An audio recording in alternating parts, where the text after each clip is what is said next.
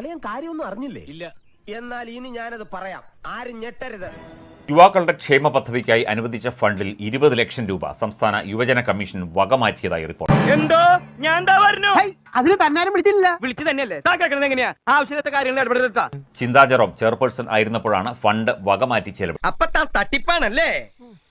അന്താരാഷ്ട്ര film festival sponsor ചെയ്യുന്നതിനാണ് 10 ലക്ഷം രൂപ വീതം വകമാറ്റിയത് എന്ന് പരിശോധനയിൽ കണ്ടു. ഈശ്വര, ഇതൊക്കെ എന്റെ തലയിലാവൂലോ? അതങ്ങനെ നിന്റെ തലയിലാവണം. പിന്നെ നീ കയറിയേക്കോ? ഭീകരവാദം, റോഡ് സുരക്ഷ, കോളേജുകളിലും SC/ST കോളേജുകളിലും യുവാക്കൾക്കായി മാനസികാരോഗ്യ പരിപാടികൾ നടത്തുന്നതിനും green youth programme, virtual employment exchange തുടങ്ങിയ യൂത്ത് ഫെസിലിറ്റേഷൻ പ്രോഗ്രാമുകൾ ഫണ്ടുകൾ വിനിയോഗിക്കേണ്ടത്. നിന്റെ വണ്ടിയിലെ നിന്റെ അച്ഛന്റെ ഫോട്ടോയിൽ കോർത്തിട്ടിരിക്കുന്ന സ്വർണ്ണ പതക്കില്ലേ, ഞാൻ ഇന്നാളെ കയ്യിൽ വെച്ച് തൂക്കി നോക്കി. ഒരു പവനോളം തൂക്കം ഉറപ്പായിട്ടുണ്ട്. അതിന് കാശ് കിട്ടുമ്പോ തിരിച്ചെടുക്കാം, വിൽക്കണ്ട, പണയം വെച്ചാൽ മതി. എന്നാൽ കണക്കുകൾ പരിശോധിച്ചതിൽ യുവജനക്ഷേമത്തിന്റെ പ്രത്യേക ലക്ഷ്യങ്ങൾക്കായി അനുവദിച്ച ഫണ്ടിന്റെ ഗണ്യമായ ഒരു ഭാഗം കമ്മീഷൻ സംസ്ഥാന ചലച്ചിത്ര അക്കാദമിയിലേക്ക് മാറ്റിയതായി കണ്ടെത്തി.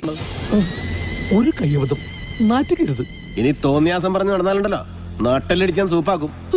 അന്താരാഷ്ട്ര ചലച്ചിത്രമേളയുമായി ബന്ധപ്പെട്ട ചെലവുകൾക്കായി 21, 22, 22, 23 വർഷങ്ങളിൽ 10 ലക്ഷം രൂപ വീതമാണ് വകമാറ്റി. നമ്മുടെ ആവശ്യത്തിനുള്ള കാശ് ഏത് രൂപത്തിൽ കണ്ടാലും നമ്മൾ എടുക്കണം.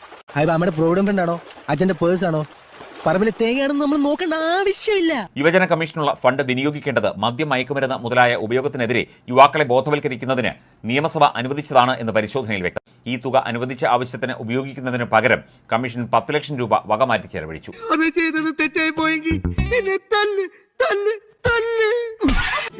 അതെ, ഞാൻ പോകുന്നു. പോയിട്ട് വലിയ കാര്യം ഉണ്ടായിട്ടല്ല, പക്ഷെ നിൽക്കാൻ നേരമില്ല. സന്തോഷമായി ഗോപിയേട്ടാ.